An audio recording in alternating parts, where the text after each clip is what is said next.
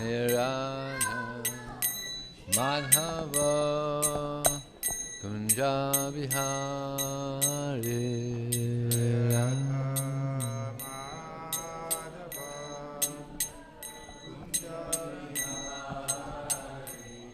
Jaya Radha Madhava Kunja Bihari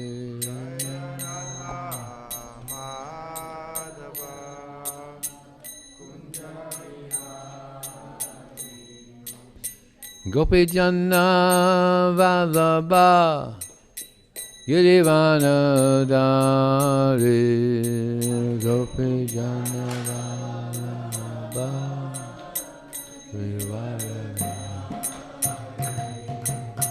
Gopi Janna Vallabha Girivara Dari Gopi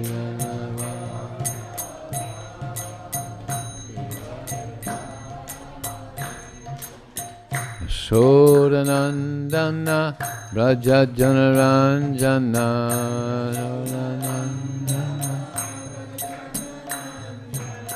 Yasodanandana Braja Janaranjana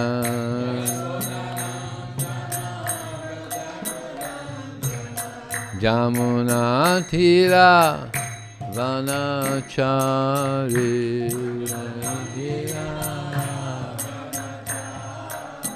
Jamuna Dhira Vanachari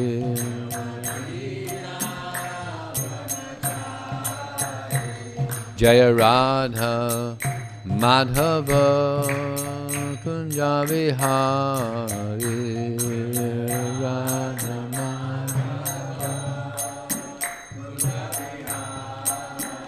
Jaya Radha Madhava Kunja Bihari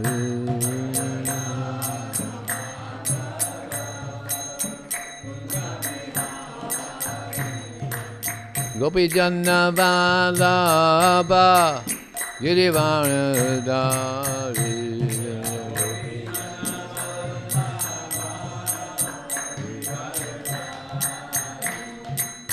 Gopi Janna Vallabha Girivara Dari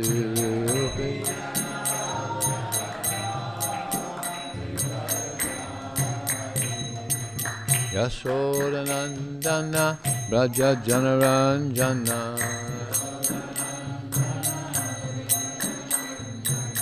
Yasodanandana Braja Janaranjana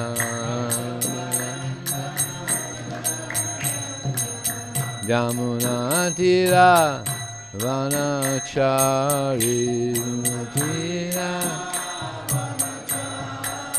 Jamuna Tira Vanachari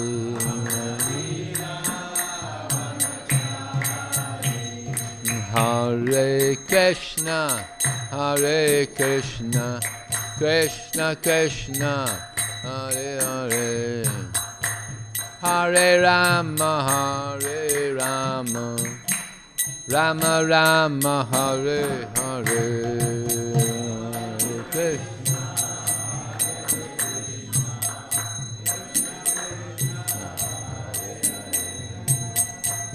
Hare Rama Hare Rama Hare Krishna Hare Krishna Krishna Krishna Hare Hare Hare Rama Hare Rama Rama Rama Hare Hare Hare Krishna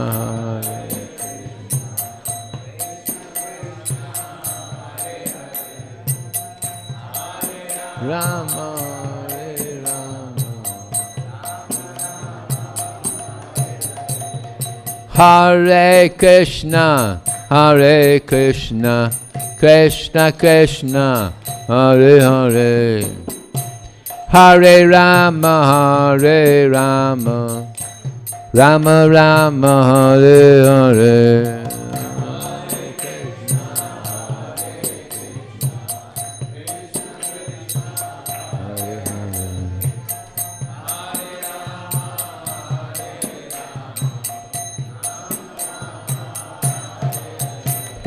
Hare Krishna, Hare Krishna, Krishna Krishna, Hare Hare, Hare Rama, Hare Rama, Rama Rama, Hare Hare.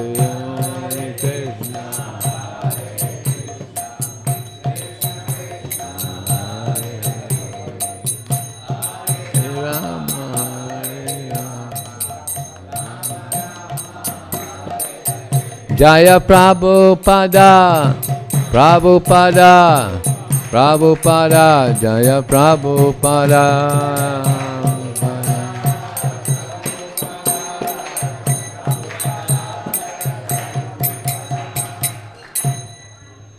Go, Premanandi.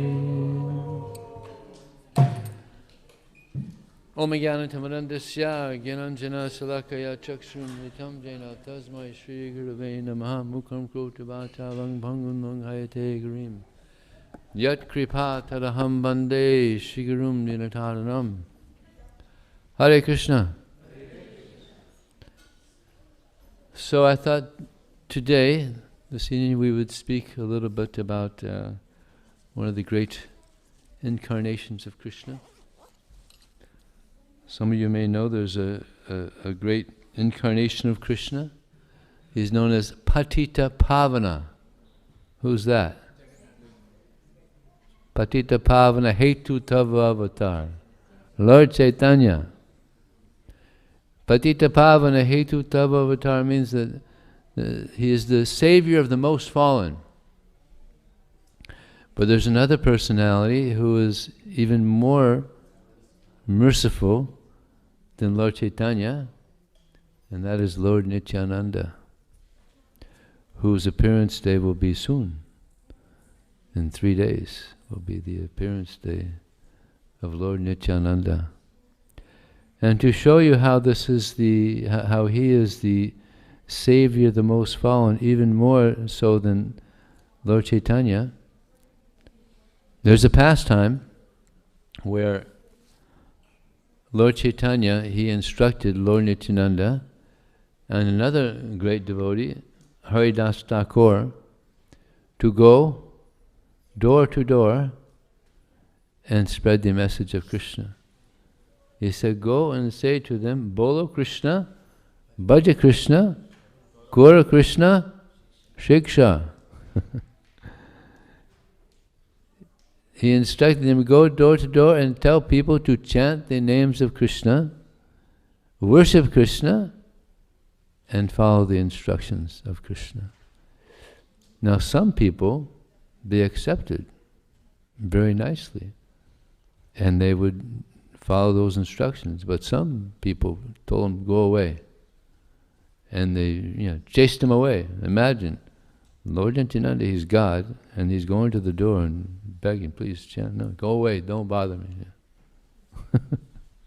How unfortunate. So they were doing that, and they went into one area and they saw a crowd and asked, what is this? What is this crowd? What is this about? This is Jagai and Madai. They are actually born into very nice Brahmin families, but they became very degraded due to bad association. And they became drunkards and most sinful in all the city. So Lord Nityananda was thinking, well, if we can deliver these two, then Lord Chaitanya's name will be spread throughout the land as the most munificent. So they went to try to deliver Jagai and Madai, and told them, Bolo Krishna, Bhaja Krishna, Kora Krishna Shiksha, worship Krishna, chant the names of Krishna, follow the instructions of Krishna.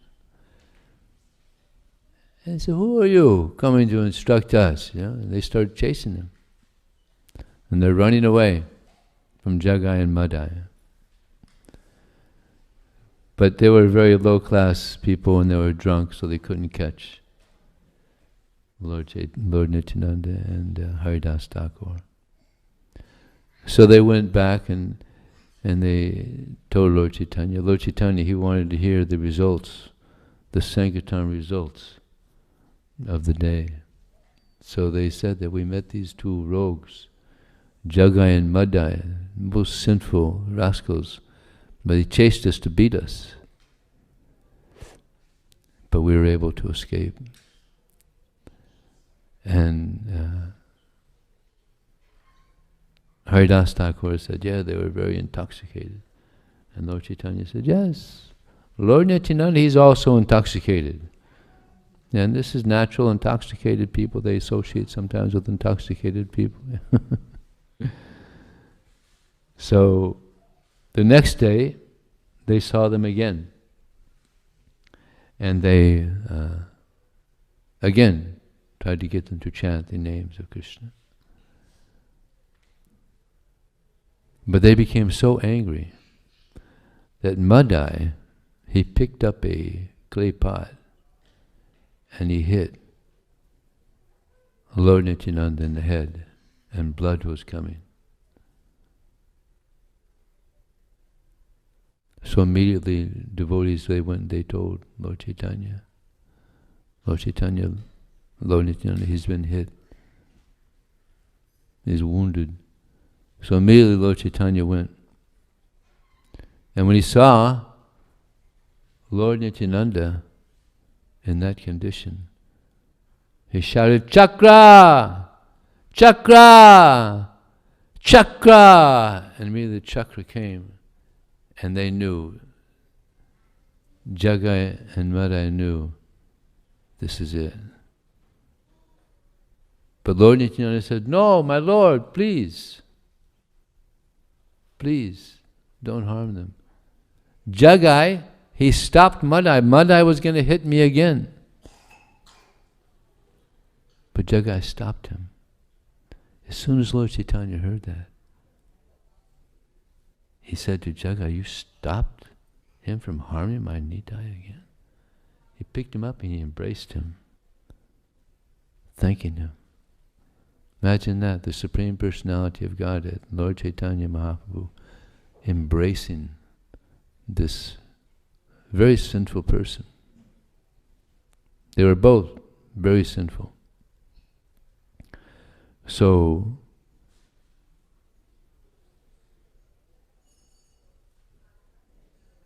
Madai said, my Lord, everything he has done, everything Jagai has done, I have done. Please also be merciful to me. No, I can't be merciful to you. You have harmed my Nitai. You have to get the mercy of Lord Nityananda. You have to beg for forgiveness. So immediately, Madai paid obeisances to Lord Nityananda and begged for forgiveness, touching his feet. And Lord Nityananda, he forgave him. So this shows how Lord Nityananda is even more merciful than Lord Chaitanya. Lord Chaitanya was going to kill them. And Lord Nityananda said, no, this is the age of Kali. In this age, everybody is degraded like this. Just like many of the devotees in our ISKCON society, they were also Jagais and Madais.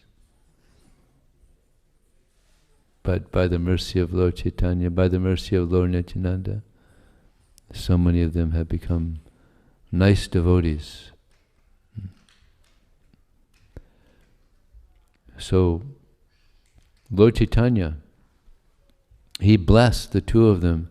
From now on, I bless you that you can engage in devotional service, full devotional service. And they became great, great Vaishnavas, very great Vaishnavas, by the mercy of Lord Nityananda. So by the mercy of Lord Nityananda, we can all become great Vaishnavas. The good news, the evening news, good evening news. There's so much news around the world, the evening news. People go, they watch the evening news. It's always bad news, isn't it? There's no good news, right? All bad news. But here you only find good news. the good evening news. And then we have the good morning news also. We have Bhagavatam class every morning. Morning news, it's all good. In Brazil they had this one radio station, it was called the Good News Channel. It was just good news. But after 6 months, they ran out of good news, they had to stop. But the good news never stops with Lord Chaitanya, Lord Nityananda, Krishna. Always good news. So this is good news, that Lord Chaitanya, Lord Nityananda are very merciful. And they wanted everybody to accept this Krishna consciousness. And therefore it's stated, Bharata Bhunati Hoya Manusha Janmajar Janma Sakata Kara Par Upakara. That everyone who has taken birth in the land of Bharatvarsh should make their life successful and help others also become successful in their life. So I think many of you were born in Bharatvarsh. How many of you were born in India? Ah yes, so many. Born in India. So according to the statement, you should make your life successful, become Krishna conscious, and help others also become Krishna conscious. Srila Prabhupada, he used to say, I'm just one Indian. And this Krishna consciousness has spread all over the world, just by one. Imagine if we can get many, he would say to the Indians, imagine if you also help. So much more can be done. So this is the instruction of Lord Chaitanya. And we should follow the instructions of Lord Chaitanya. And the best way to help people become successful in this human form of life at the present time is by distributing this knowledge. It's like we have the Bhagavad Gita here, Srimad Bhagavatam. We have so many nice books by which people are becoming successful in their human form of life. So Prabhupada expressed the importance of book distribution. Because people read these books and they understand who they are. They understand who God is. They understand what is the perfection of the human form of life. So many people all around the world are taking up Krishna consciousness. In China, in Russia, in Ukraine, even though there's a war going on, still so many books are going out. It's amazing. Such determination. All over the world, South America, everywhere, people are hearing about Krishna. So here in the Dallas-Fort Worth area, we should also try to give this knowledge out to the people. It's what is most needed in the world is knowledge, excuse me, knowledge of the absolute truth. There's so much information being given throughout the world, but very little knowledge of the absolute truth. So that's what we're distributing. Here in America, last year 51 temples reported in scores distributed. Nrsinga, you're going to like to hear this. So last year, Dallas was number 12 temple in the country in book distribution. Increase over 50%. Big increase. Out of 51 temples, Dallas was number 12. But when Tamal Krishna Maharaj was here, it wasn't uncommon for it to be number 1 in the country. So book distribution is very important because it changes people's lives. I mentioned a few days ago, someone asked me if I could tell how I came to Krishna consciousness.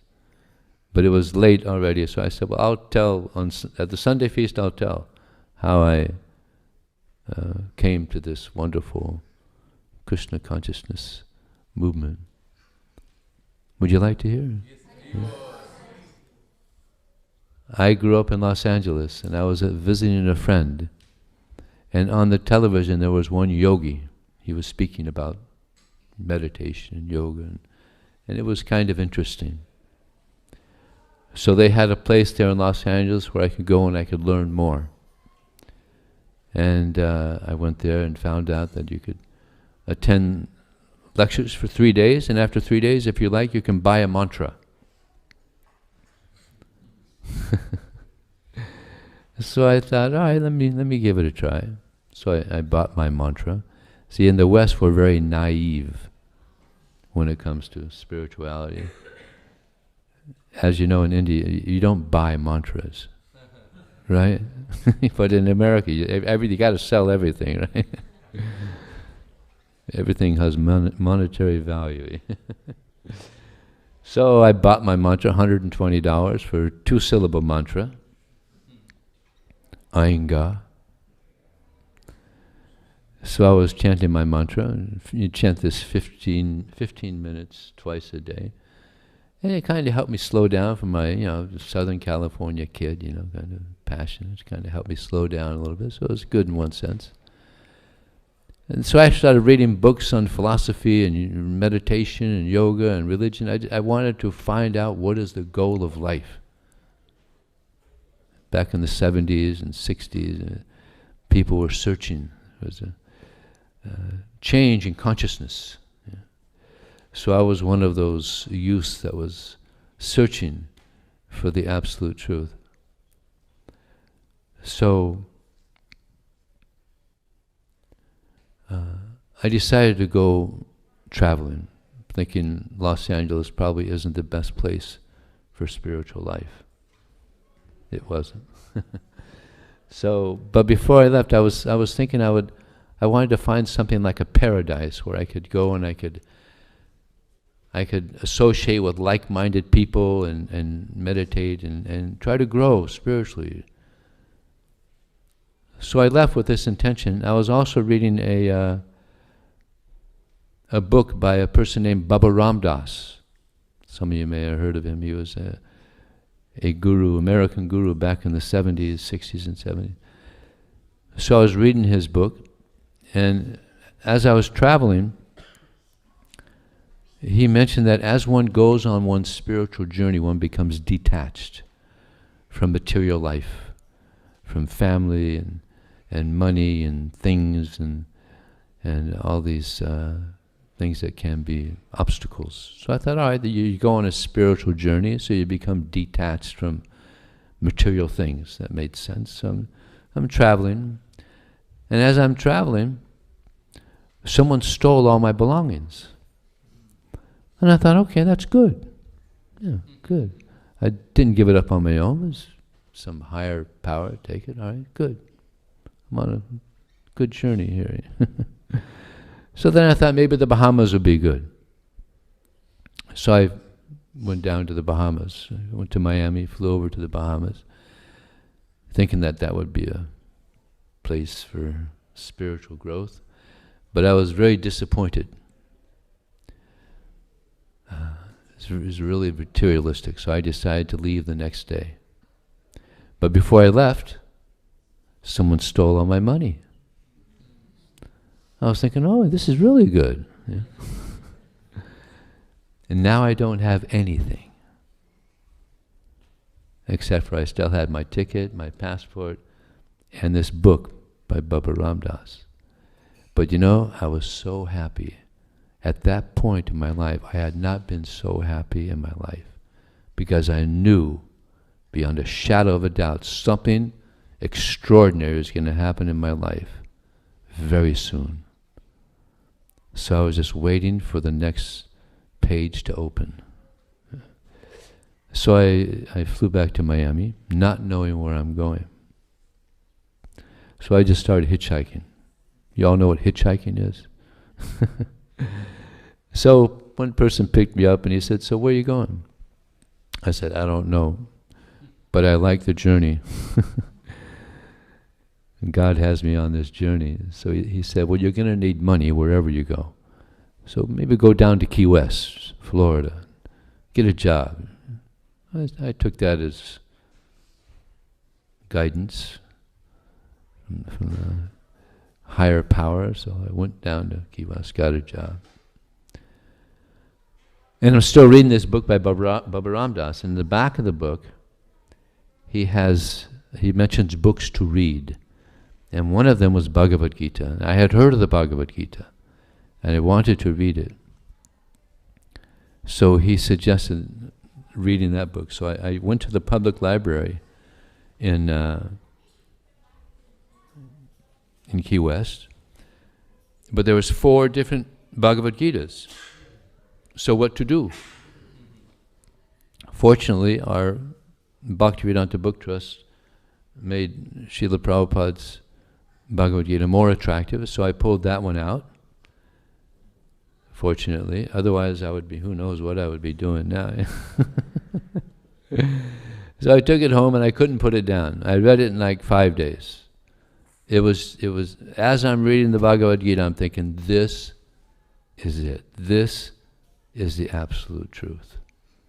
I was convinced. And from reading the Bhagavad Gita, I started chanting Hare Krishna. I threw out the other one. I subtly threw out the other mantra, Ainga, which is doing nothing practically, and started chanting Hare Krishna. So I had this job. There was nobody else around. So I was just chanting Hare Krishna at this place where I was working. All day long I was chanting Hare Krishna. And I was getting a subtle intoxication. I was getting intoxicated by chanting the Hare Krishna mantra. It was so refreshing to chant the Hare Krishna mantra all day long. So I did that for 3 days. All day long I was chanting Hare Krishna. And then after 3 days I went out the exit of where I was working, and there was devotees chanting, just like we were just chanting here. There was devotees there chanting. And I went to them, and I said, "Hey, you guys are chanting the same mantra I chant." And they said, "Oh, you chant Hare Krishna?" I said, "Yeah, I've been chanting Hare Krishna all day long in that building for 3 days." And they said, "Oh." So they were devotees of Krishna. And they spoke to me, the philosophy, for a couple hours, and they said, "We have a place here in Key West. If you'd like, you could come and you could stay with us." And I said, "All right." I moved in that night with them. It wasn't a temple. This is a temple. That was like a little center where a few devotees were trying to keep something together. So I went and stayed with them, and they had some other books I was reading. Nectar of Instruction was there. A very nice book. If you haven't read it, I highly recommend reading it. Nectar of Instruction. Wonderful book. So I was reading that, and in one purport, Prabhupada mentions that Bhaktisiddhanta Saraswati Thakur says that if you don't chant 64 rounds a day, you're considered to be a fallen soul. And I was thinking, oh my God, I don't want to be a fallen soul. So I was chanting 64 rounds a day. But I was still working, so I couldn't do both. So I brought it down to 32. So then the devotee said, we have a temple in Miami. You can go to Miami. You can actually, be trained up in Krishna consciousness. So all right, I thought, okay, that's a good idea. So I went to Miami. Beautiful temple. Miami was 8 acres, and 6 of the acres was just flowers. They were growing flowers, and they were being distributed to all the temples in America, probably here also. So, and there was about 80 mango trees, and these were the best mangoes I ever had. So we had mango ice cream, mango cake, mango chutney, mango pie. We had mango coming out our ears.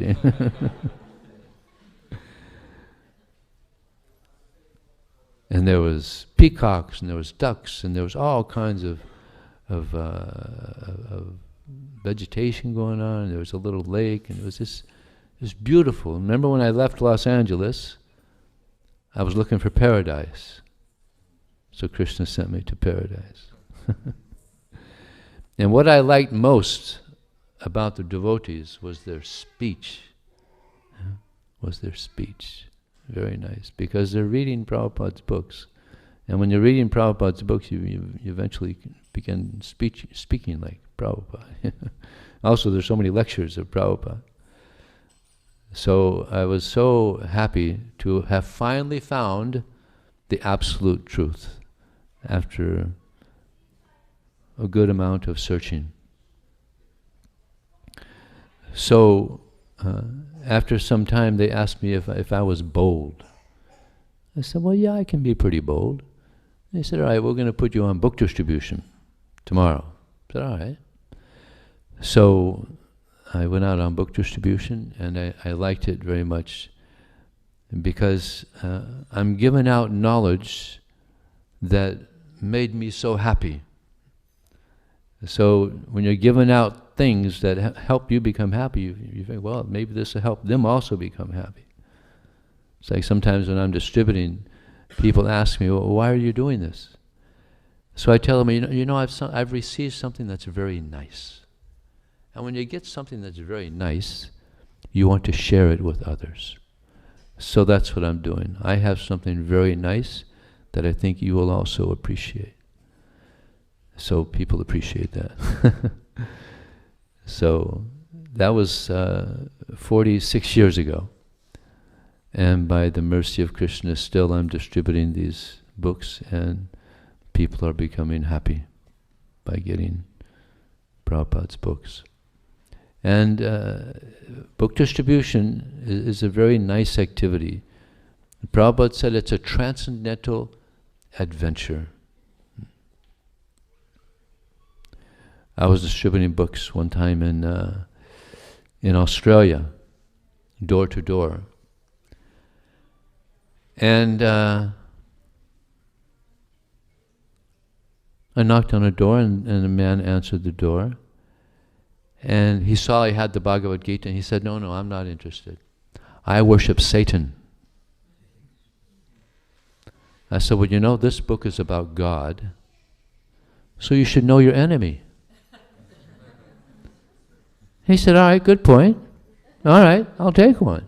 Yeah. And he gave a nice donation.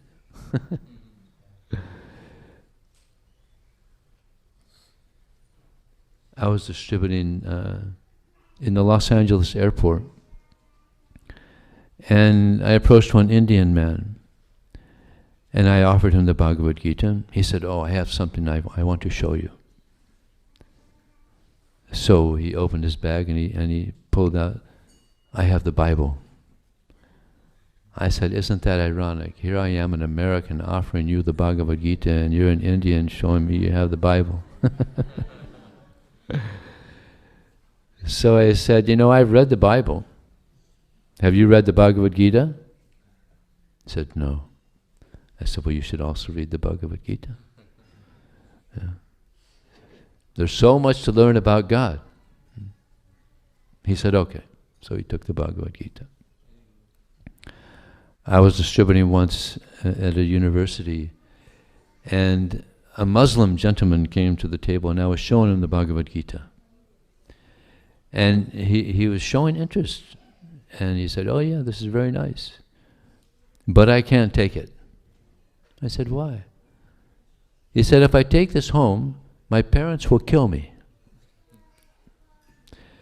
So I said, well, God is more important than your parents.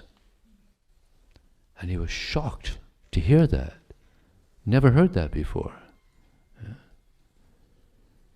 So he said, I appreciate what you're saying, but I can't take it. So I said, okay. So he went on his way.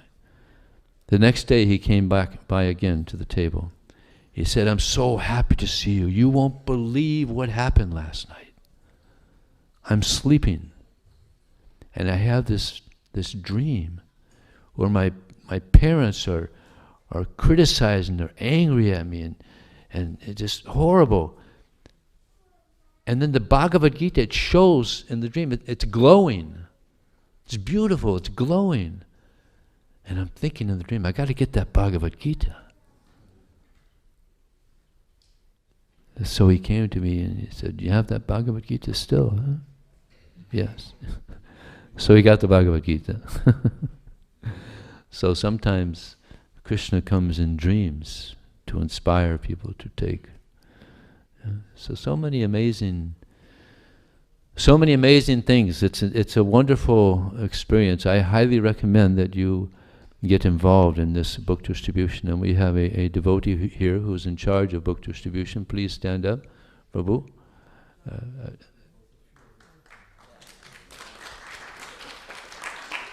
Also, stand up, please. Achyuta Govinda? Dauji. Dauji Nitai Das.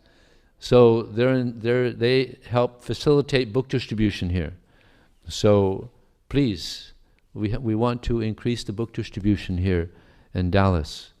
It'll be the best thing that's happened in Dallas for a long time if we can increase book distribution. Okay? Thank you.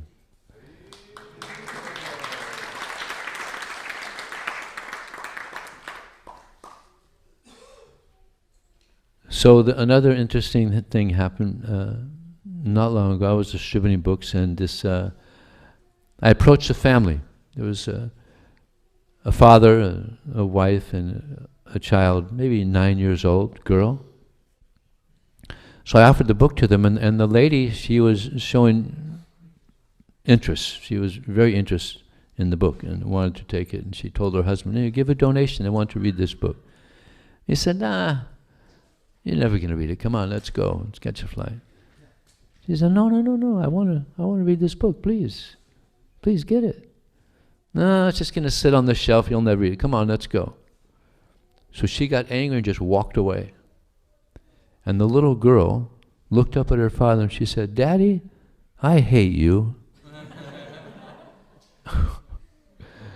So he reached into his pocket and gave $10.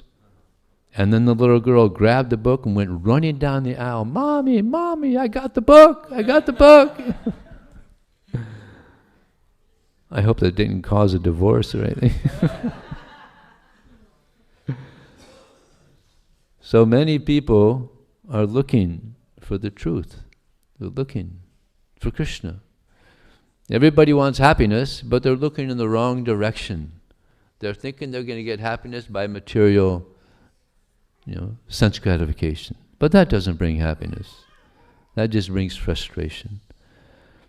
But this knowledge, this process of Krishna consciousness actually brings satisfaction, complete satisfaction. So we're all very fortunate because we have this wonderful process of Krishna consciousness. So we should want to share it. Yeah. And you'll find by giving Krishna, you receive Krishna. Yeah. You receive Krishna. Because Krishna is pleased. He says, Yare dekatare kaha Krishna upadesh, amara agyaya guru hanatare desh. There is one devotee, the Kurma Brahmana. Lord Chaitanya stayed with him. After 4 months he left, but he wanted to go with Lord Chaitanya, this Kurma Brahmana. But Lord Chaitanya said, no, you stay here, you preach the teachings of Krishna as they are given in the Bhagavad Gita and the Srimad Bhagavatam, and you liberate everyone in the land. So this is very pleasing to Krishna, that we share this knowledge. I'll tell you an interesting, you'd like to hear a nice pastime of Prabhupada? This is going back in about 1933, almost 100 years ago. Prabhupada used to invite his godbrothers to his home. Just like here we have bhakti vrikshas. Right? So Prabhupada has his bhakti vriksha. He would invite devotees to his home. So there was one devotee who read this verse, Priti Viti Achayatan Nagaradigram Sarvatarpachoi Hoy Moinam. That the name of Krishna Chaitanya Mahaprabhu would be spread to every town and village throughout the world. So this one devotee couldn't understand, how is this possible? Even here in India, so many haven't heard of Lord Chaitanya Mahaprabhu. How is it the whole world will hear? So he would ask different people, different devotees about this, trying to get their understanding of this. And then he went to one of these meetings at Prabhupada's home, and he asked the different devotees what they thought of this. And they gave different answers, but when he got to Prabhupada, who at that time was Abai, he said, yes, we have to have faith in the scriptures that this will happen. Somehow it will happen. But not by any of you. Now fast forward, 1971. This same person who was inquiring from so many of his godbrothers, how is this possible? He saw one devotee, 1971, dressed, dhoti, kurta, Caucasian, like me, shaved head, tilak, never seen it before. So he went up to him and said, excuse me, where are you from? He said, I'm from America. You're from America, and how has this happened to you? He said, oh, this is the mercy of my guru. And he said, oh, and who is your guru? He had a book, so he showed the picture of Prabhupada. And this devotee is looking at the picture and says, Abai, Babu, you did it. You did it. So Prabhupada did it, and he's still doing it. All over the world, people are becoming devotees of Krishna through this book distribution and preaching. So we want to increase the number of devotees. This is, Prabhupada said, this book distribution is our family business. So we want to increase the family of Vaishnavas. The bigger the family, the happier the family. Yeah? Does that sound like a good plan? Okay, so now I'll leave some time for questions or comments. By the way, I wrote a book. It's called The Treasures of the Brihat Mridanga. I'll have it out here after class if anybody would like to get one. I've heard some pretty good comments. The one I hear most is, it's too small, it should have been bigger. Oh, we heard part 2 is coming. Okay, any question or comment or reflection?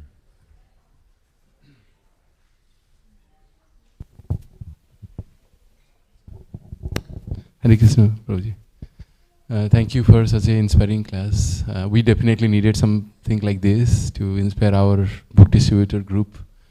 So Prabhuji, one thing that when we go out for this, for the book distribution and all, so this is definitely very pleasing to our heart. That is why we go out and then do that. But many times, we spend 2 hours, 3 hours, and then we don't find any success. And that, it's not very pleasing to our heart. I mean, we always pray to Krishna that help us to distribute your books. Sometimes, we are not able to, if it is Indian audience, then it is very easy for us to talk. But when it comes to Western, people, then it is very difficult for us to interact because they just go, no, and like that. So how we can approach and then give this benefit to them. So can you give us some tips about that, how to approach? Very nice question. Book distribution is all about prayer. Not when you get out there. Before you go out on book distribution, you pray. You pray to the deities, please help me to be an instrument in your hands to distribute this knowledge. Pray to Prabhupada. Pray to the book distributors also. It's about prayer. And when you're out there also praying, you could also pray to the super soul in their heart. Yeah. Actually, it's 3 against 1. See, the super soul in my heart wants them to take a book. The super soul in their heart wants them to take a book. I want them to take a book, and only that person doesn't want to take a book, so it's 3 against 1. And we got the super soul on our side. And the super soul is in control.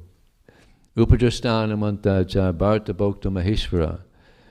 Krishna says within this body there's another transcendental enjoyer. He's the Lord, he's the supreme proprietor. He is the overseer and permitter. Those 2 words. He's the overseer and he's the permitter. Nothing happens without the sanction of Krishna. So we got to get the mercy of Krishna. We got to pray like anything, and Krishna reciprocates. We have to show that this is what I want. I want these people to receive this knowledge, and you'll find that prayer works. Man proposes and God disposes. Yes. And as far as you were saying that you approach Westerners, but the biggest book distributor in the world now, he's in Atlanta. What's his name? Mahotsaha. Mahotsaha, right? Yeah. So he's number 1 in the world. He distributes full sets to people that have never heard of Krishna. So that goes to show you that what we can do if we just depend on Krishna. He's just like sold out, just complete. And he goes out in Dhoti Kurta, big tilak, everything. It's amazing. Krishna Shakti Vinanahe Tar Pavartam. Without the mercy of Krishna, one cannot spread Krishna consciousness. So we have to get the mercy. So book distribution, it gives impetus to be serious in our Krishna consciousness. There was one lady in San Diego who had been a devotee for about 20 years. And she heard one lecture by Vaiseshika Prabhu, who was he's the commander-in-chief of book distribution. You all know Vaiseshika Prabhu, such a great devotee. So she heard one lecture and she was inspired, so she went out on book distribution, and when she got back, she said, now I feel like a devotee. She had been a devotee for 20 years, but now she said, but now I'm doing the family business. Now I'm doing what I know Prabhupada is pleased with the most. So she said, for the first time, now I feel like a real devotee. So, because this is what Krishna wants. Yaidang paramanguyam mad bhakte subhadhasyasi. Krishna says that there's no one more dear to me than that person who is spreading my glories. And there'll never be anyone more dear to me than that person. So Krishna is giving clear hints on how to please him the most. I mean, not many can be full-time, but you can do something. Just like one devotee recently, I heard she's going to distribute 1 book a week. So that's something. At least that's something. There's one devotee said, I distribute 1 book a day. So something. And there's other devotees, like this devotee who was here recently, Parameshwar. He's got the world record. No one has distributed more books than him. He distributes thousands of books a month. He was like fired up, So not everybody can do huge, but everybody can do something. If you have a lot of people doing a little, it becomes a lot. Right? It all adds up. So try to do something. Give to your friends, and when you go to the store, you can have a book. Or there's one devotee in Australia, he has on the side of his van, it says, Hare Krishna. And people come up to him and say, oh, do you have any books? I'm looking for some cookbook, I'm looking for a Bhagavad Gita. And he distributes a lot of books just because he has Hare Krishna on the side of his van. Interesting. Is there any other question or comment? Yes. Hare Krishna Prabhu. So inspiring. Thank you so much. My question is about, I'm trying to understand what exactly is the difference between distributing books in India, because back in the old days when I was in India, I used to go on trains, and in India, the bottom line is basically it's selling the books. You know, you got to collect the money. Yeah. Here it is different. So I've never done any book distribution here, honestly speaking. So I'm trying to understand. Please help me understand. Okay. How do I go about it? Because I come from a different background. Right. Okay, well, actually the way I distribute books is when I show the books, Prabhupada liked the pictures. He put pictures in the books because people like to see a message. Everybody likes art. And when there's a message in the art, it's very attractive. So I like to show the pictures. And then when I ask for donation, I tell them, you know, you can't put a price on wisdom. Okay, that's right. But then I give like a roundabout. Yeah. So they like that a lot. And there's no pressure. So you could say like that. Yeah. Can't put a price on wisdom. Give what you feel is appropriate. Like that. But if you are just giving away the books, you know, people might take it, but then No. We ask for a donation. You ask for the donation. Oh yeah, yeah. We ask for donation and you give whatever you think is appropriate. You can't put a price on it. And if someone's very interested, they don't have money, I just let them have it. Krishna's not poor, right? So somebody else gives more. It always works out. Okay, anything else?